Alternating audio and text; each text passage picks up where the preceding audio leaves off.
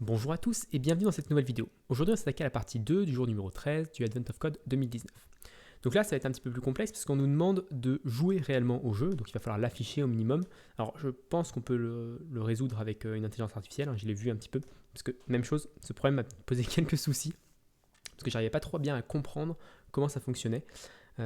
Mais au fur et à mesure de debug, etc., j'ai testé pas mal de choses, donc j'ai réussi à faire fonctionner le challenge. Je pense que j'aurais pu le résoudre, j'ai pas résolu mais encore, mais voilà, j'aurais pu le résoudre. J'ai arrivé au moment où voilà, j'avais l'impression que j'avais tout compris comment ça fonctionnait. Mais c'est vrai que la partie est un petit peu petite, je trouve, au niveau des explications, et ça aurait mérité peut-être un ou deux exemples pour montrer un petit peu plus comment ça fonctionne réellement dans le jeu. Donc, comment on va faire notre système? Et bien tout simplement, on va devoir afficher des choses à l'écran. Donc pour ça, j'ai décidé de choisir d'utiliser SDL, qui est une bibliothèque très connue dans le monde du C, C++, etc., pour afficher des choses à l'écran. Donc on va tout de suite commencer par juste lire, juste copier-coller l'exemple. Ici, on va lui rajouter également ces éléments-là dans les use. Et je l'ai déjà rajouté dans mon cargo.toml, ici SDL2, étoile. Donc là, normalement, si je relance cargo run, normalement, on devrait avoir voilà, l'image qui apparaît. Parfait. Donc maintenant, ce qu'on va faire, c'est qu'on va parcourir. On va laisser 800 x 600. Je pense que ça devrait être suffisant pour la taille. On va devoir parcourir les tiles qu'on a actuellement et les afficher à l'écran. Donc pour ça, on va utiliser dans Render, on a quelque chose qui a un exemple qui est un peu plus concret. Render Canvas. Ici, on a un exemple avec un rect pour dessiner un petit rectangle. Donc, on va parcourir à cet endroit-là, au lieu de faire un clear pour nettoyer tout l'écran, alors on va peut-être faire un clear à 0, 0, 0 pour que ce soit 255, 255 pour que ce soit blanc. Et ensuite, avant de faire le present, on va faire un for. Je ne sais pas trop ce qu'il va y avoir ici, for tile in tiles. Et je ne sais pas trop comment fonctionne l'itération sur sur un hashmap. Donc ce qu'on récupère, je pense qu'on doit récupérer x, y, virgule, value. On peut faire peut-être un match de value. Et en fonction de cette value, si c'est 0, on ne fait rien. Si c'est 1, si c'est 0, on va plutôt afficher quelque chose de blanc. On va mettre du blanc, c'est-à-dire que c'est une tuile vide. Si c'est 1, ça veut dire que ça va être une tuile de quel type? Si on remonte un petit peu, 1 c'est un mur, donc on va l'afficher en noir. Ensuite, 2 c'est un bloc, donc on va les mettre rouges les blocs. Puis ensuite on va mettre les éléments, on va dire, de façon assez criarde, voilà, juste pour pouvoir les voir à l'écran et pouvoir les différencier, savoir ce qui est la balle, ce qui est nous, ce qui est le paddle, etc. Ok, à ce niveau-là, match value. Donc là, ça nous donne une couleur. Et on va pouvoir utiliser cette couleur, comme écrit ici, pour dessiner un rectangle. Donc l'idée, après avoir fait quelques tests, le XY qui est un petit peu petit, incorrect delimiter. Oui, c'est comme ça. Ok, le canvas expected one. Hop, ici, il faut que je mette un point virgule. Donc on va utiliser la color qui est ici. Ici, il va falloir que je rajoute un panic. Si au cas où il y a quelque chose qui se passe mal et qu'on a un truc bizarre qui apparaît ici. Il va falloir que j'importe le rectangle. Alors si je cherche, hop, rect, ici c'est SDL2 rect. Donc on va pouvoir l'importer en haut. Il faudrait que je fasse que j'utilise un plugin pour pouvoir importer automatiquement, un peu comme je le fais en PHP, c'est quand même plus pratique, plutôt que d'avoir à chercher à chaque fois ce qu'on a besoin. Donc là ça va être X, Y, et puis on va les faire de 10 x 10 je pense, parce que sinon ça va être un peu trop petit, enfin d'expérience je sais que c'est un peu trop petit. Donc on va multiplier ici par 10, on va multiplier ici par 10. Est-ce qu'on a besoin d'autre chose? Ici ça doit être des i32 à place.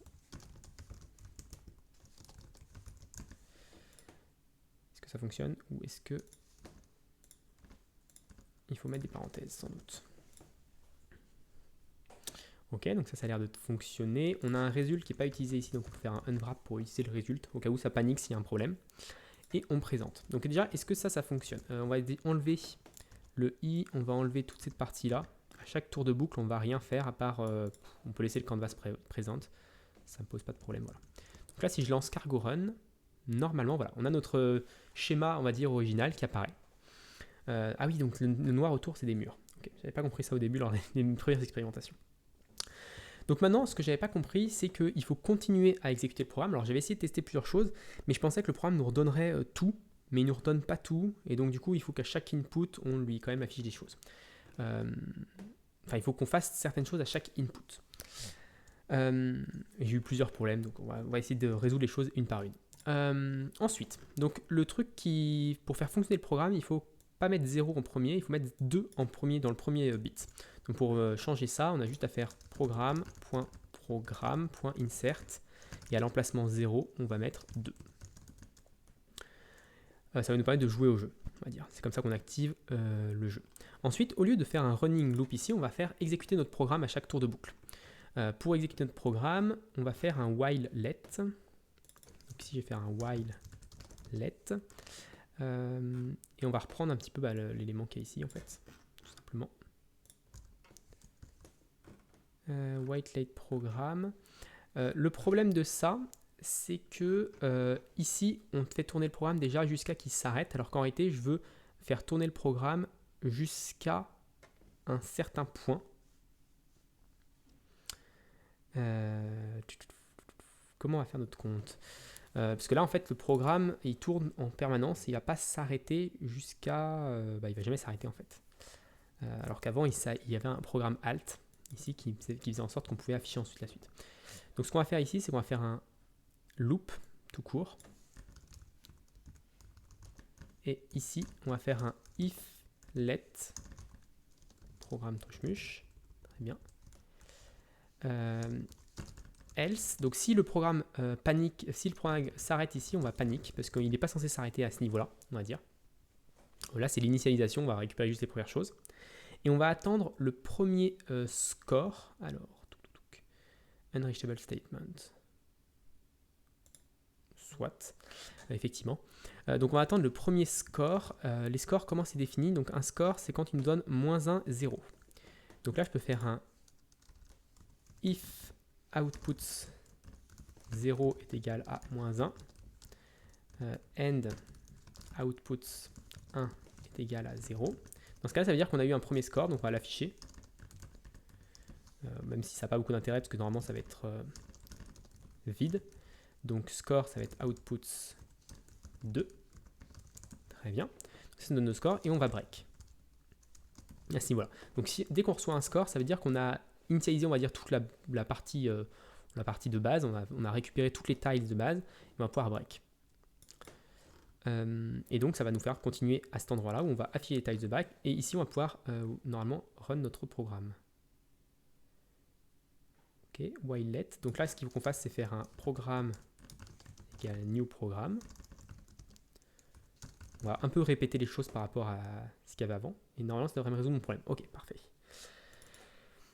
Ensuite, on a un output, et l'output, on va devoir le gérer de la même manière que ça, sauf que pas tout à fait identique, parce qu'on va dire que si... Alors déjà, on va gérer ça quand même, on va gérer l'event loop, et on va dire if outputs.len est inférieur à 3. Donc si on a moins de 3 éléments, on continue. Parce que ça veut dire qu'on a notre programme, il faut qu'il tourne 3 fois à chaque frame, en fait, à chaque affichage, il faut qu'il tourne 3 fois pour qu'on ait tout l'élément entier. Une fois qu'on a tout l'élément entier, dans ce cas-là, on va pouvoir, donc là on va faire un outputs.push output. Donc si on n'en a pas 3, c'est bon. Et dans ce cas-là, si on a 3 éléments, dans ce cas-là, on va pouvoir directement faire notre canvas ici. Donc cette partie-là. On va pouvoir directement faire cette partie-là.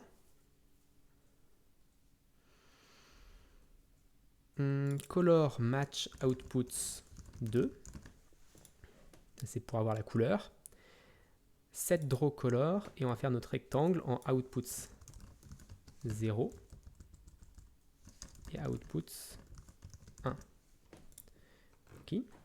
Là, on va toujours lui passer 0 pour le moment, parce que 0, ça veut dire qu'on ne bouge pas le joystick. Donc, on a joystick 0, moins 1 ou 1 pour dire si on doit bouger à gauche ou à droite. Donc, on ne bouge pas le joystick pour le moment. Ok, ça me paraît correct. Canvas, ça me paraît correct. Cargo run, est-ce que ça fonctionne ça? Ok, ça n'a pas tout à fait bien fonctionné, comme je le souhaitais. Outputs push, alors on a eu le premier affichage, donc on est arrivé là, et on a continué à run le programme. Ok, donc si j'affiche ici le outputs, qu'est-ce que ça nous donne?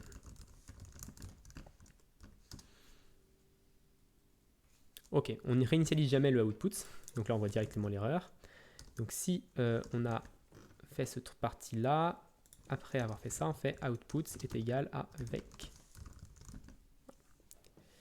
Donc ça a l'air d'être bon. On va relancer. Ok, il a panique à 96. 96. Donc 96, ça veut dire qu'on avait un outputs 2 qui vaut autre chose. Pourquoi l'outputs 2 vaut autre chose? C'est peut-être un score, parce qu'il y a quand même le score à gérer. Je vais faire... on voit directement l'output qu'on a eu. On a eu 18, 0, 21. Et là, on a eu moins 1, 0, 0, 2, 20. Donc là, c'est un peu bizarre cet output à 4. Je pense qu'on a oublié de le réinitialiser à ce moment-là. On a oublié de le réinitialiser. Quand on récupère ça, on fait un break, mais du coup, il faut aussi le réinitialiser. Bon, pas très joli comme code. Ok, donc là, ça fonctionne bien. On a vu notre bloc partir. Moins 1, 0, 8. Donc ça, par contre, c'est le problème du score. Donc le problème du score, on sait le gérer. Il est ici. Donc si on a un score, on affiche le score. Et au lieu de cette fois-ci de faire un break, on fait un continue. Donc là, ça me paraît correct.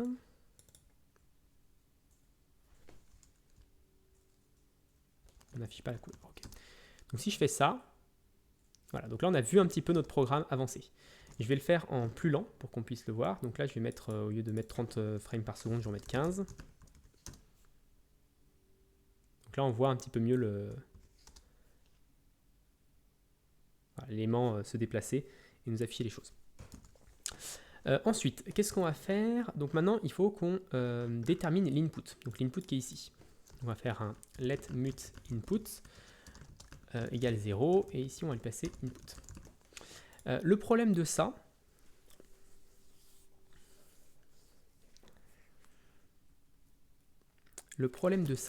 c'est que je pensais jouer directement avec les flèches. On pourrait jouer directement avec les flèches. Mais dans les faits, ce serait peut-être plus intéressant de laisser l'ordinateur jouer à notre place. J'ai vu quelqu'un qui disait qu'il suffisait de suivre la balle, et c'est pas con de devoir suivre la balle. On peut dire que si c'est une balle, donc à la place de mettre outputs 2, là c'est quoi la balle? C'est la balle c'est le 4. Donc je peux dire if outputs 4 et outputs 2 égale 4. Donc là ça va être let ball x est égal à 0. Il faut, on s'en fiche. Et ici on va avoir un ball x est égal à outputs 0. Je pense que le x est en 0. Ça va être un mutable. On puisse le modifier. OK. Et ensuite, qu'est-ce qu'on va faire d'autre? Ball x. Ici, si on reçoit quelque chose, on va faire la même chose. Donc le output 2, je peux le copier-coller à cet endroit-là, par exemple après le score. Donc si on est à 4, ça veut dire qu'on a notre ball x qui bouge. Très bien. Et ensuite, si notre ball x bouge, on va dire à chaque frame, on va dire if... il faut aussi calculer le paddle x. Il faut sauvegarder aussi le paddle x. Donc let mut paddle x est égal à 0 également. If output est égal à 3, ça va être paddle x. Très bien, ça je copie-colle en bas. Donc là j'ai un peu deux fois la même chose, mais c'est pour l'initialisation et pas. Je pense que je pourrais me passer de l'initialisation. Ça ne changerait pas grand-chose. Donc si je fais paddle x est égal à output x, ok. Et ensuite si je fais un if ball x est supérieur à paddle x, dans ce cas-là, je dis que input est égal à plus 1, est égal à 1. Ça veut dire, si ball x, c'est-à-dire qu'elle est à droite, donc il faut que j'appuie sur la droite pour faire. Sinon, enfin, if ball x est inférieur à paddle x, dans ce cas-là, input égale moins 1. Et if ball x est égal à paddle x, dans ce cas-là, je reste en dessous. Input égale 0. Je ne suis pas sûr que ça va fonctionner ce truc-là parce que je pense qu'au dernier décalage, ça va peut-être poser problème. On va voir, on va tester.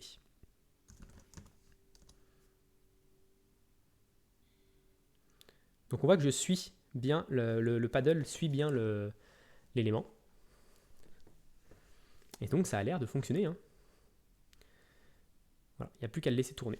Donc je vais arrêter ça, je vais le tourner en... Parce que là j'ai mis en 15 frames par seconde, je vais peut-être mettre en 120 frames par seconde. Hop, on va même enlever les println, on va le laisser jouer.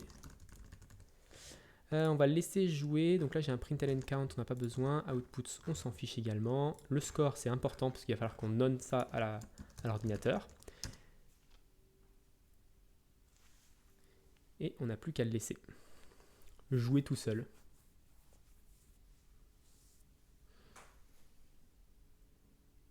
Ça va prendre un tout petit peu de temps quand même. Le temps qu'il clean tout. Je pense que je peux même le faire, je vais peut-être le faire à vraiment beaucoup de frames par seconde. Si je mets 300 frames par seconde.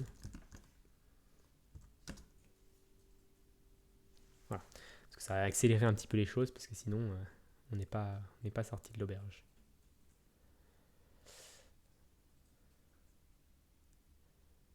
Parce que ça c'est pas très intelligent non plus. Je pense que je suis pas sûr qu'il va peut-être qu'il va galérer à la fin pour peut-être qu'il va rentrer dans une boucle infinie à la fin. C'est possible. Ah, j'ai pas pensé à ça. C'est possible qu'il rentre dans une boucle infinie à la fin et qu'il n'arrive jamais à taper les derniers. Je me demande si c'est pas une erreur de laisser comme ça.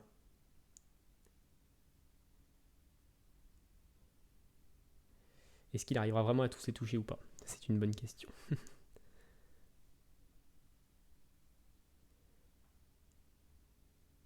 Je pense vraiment qu'il va jamais s'arrêter. Enfin, qu'il va pas réussir à toucher les derniers.